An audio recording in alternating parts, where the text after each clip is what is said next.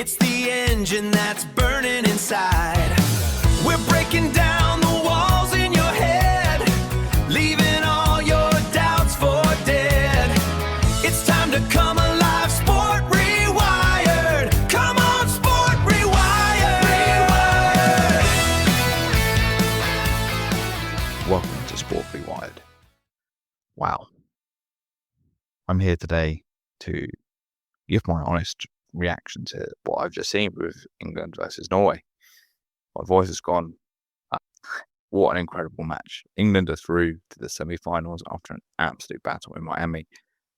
I'm buzzing, I'm also tired, but we need to talk about exactly what happened out there tonight just before I clock off and go to bed. For those of you that come into this podcast in the morning, you can get my reaction to this, and there could be some thoughts, feelings in the comments below. If you turn on the telly right now, you'll see the pundits' reaction to the match and what was a very interesting reaction from Tuchel, which I'll go into. I want to look at some of the actual mental flaws, the performance anxiety, the shifting headspaces that dialed down England's performance and the exact moments that flipped the script as it went through.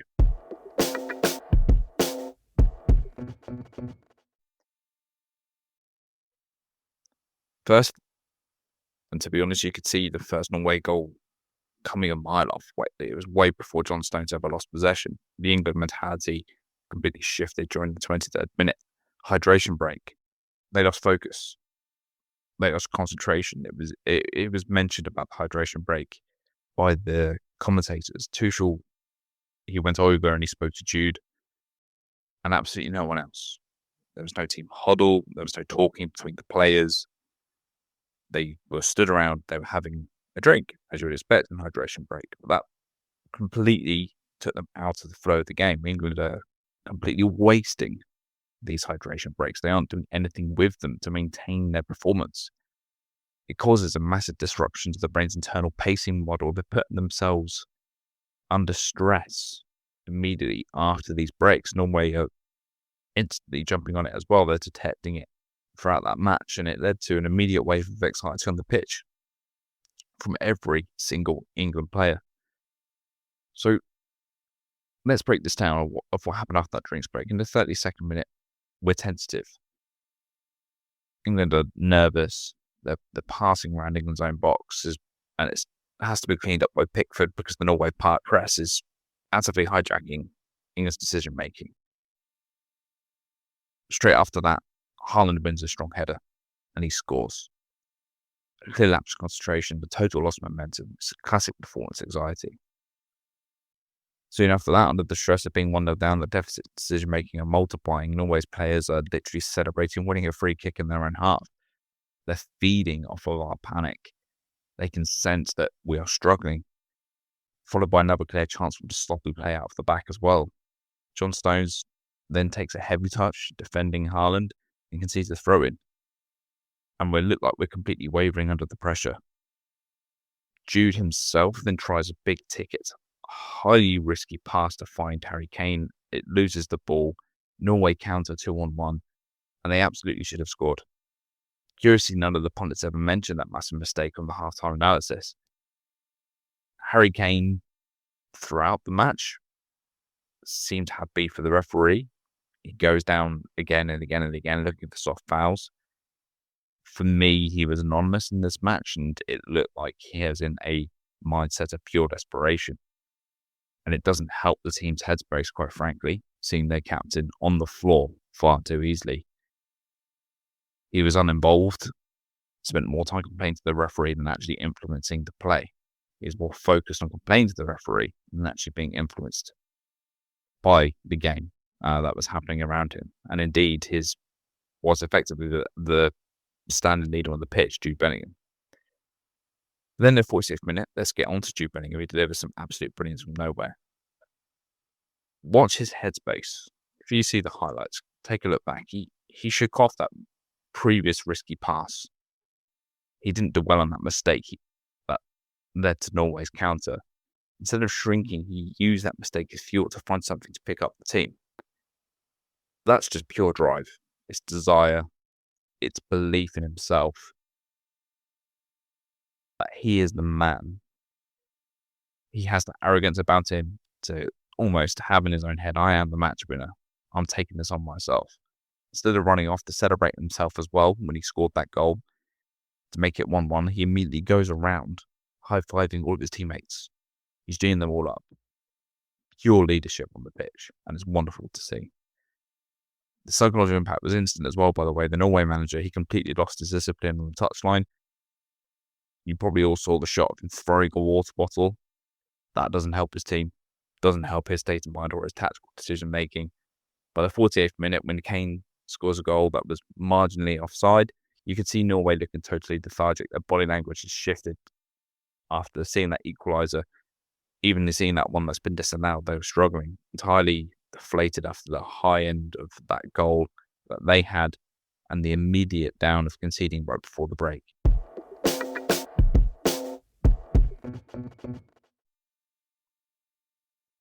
In the second half, England completely lost control of the midfield. It's no coincidence that the defence and midfield looked significantly worse after half-time. Declan Rice was substituted off. Maybe he was carrying a problem. There was some illness reported before the match. We're not here to dwell into the tactical decisions or anything like that. But what we need to focus on is the influence of Declan Rice as a leader on the field. Back in the 7th minute, Rice was the midfield general. He was carrying the trust of the entire team on his shoulders. He's dropping deep. You could see him dictating the whole orchestra. He's pointing, he's shouting at players, he's telling people where to go. The moment he went off, a massive piece of the jigsaw went missing, and the rest of the 11 on the pitch carried that weight with them. We saw those cracks open up repeatedly. England just kept wasting the hydration breaks, and I'm sorry to keep going into that. They really did. Tuchel himself was remonstrating, shouting in the second hydration break, and it just left the squad jittery. Jordan Pickford is a classic example of this jitteriness. He's looked incredibly tense and jittery most of that second half. It's something he's kind of struggled with really for his entire career. He's the type of player that really could benefit from hypnotherapy and for his mental performance.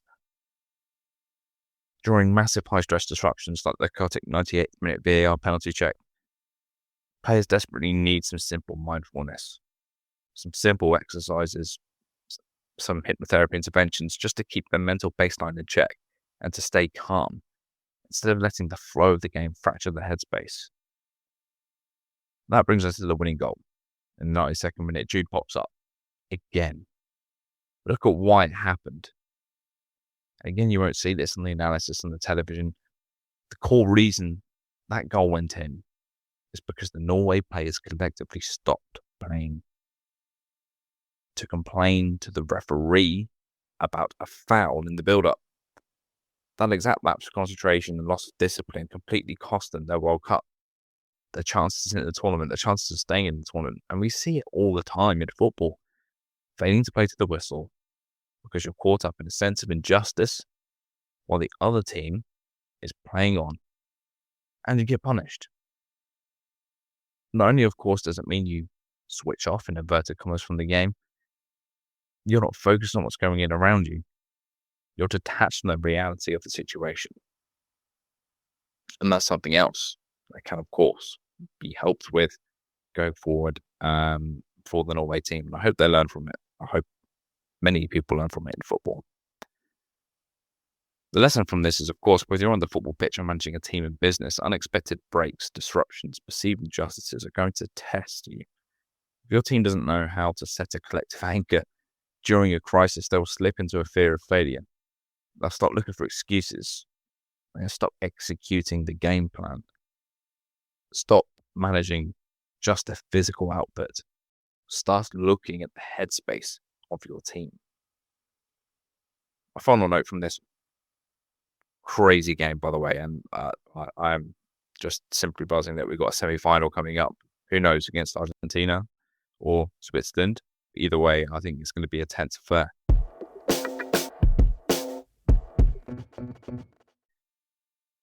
Tuchel at the end of the game, blowing up post-match over mentality to Gabriel Clark, the interviewer. What I find interesting about that, by saying it isn't mentality, just for me, kind of body stuff like that, it is mentality. Sorry, Tuchel. It just is. There are things here with the team's mentality, as I've just discussed, that can definitely be changed, especially around the hydration breaks.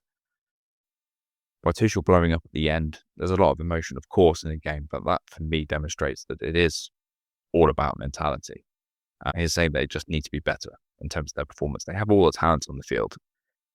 I'm not here to talk about the tactics. I'm not here to talk about the team or the formation. That can be spoken about by people more qualified than myself, but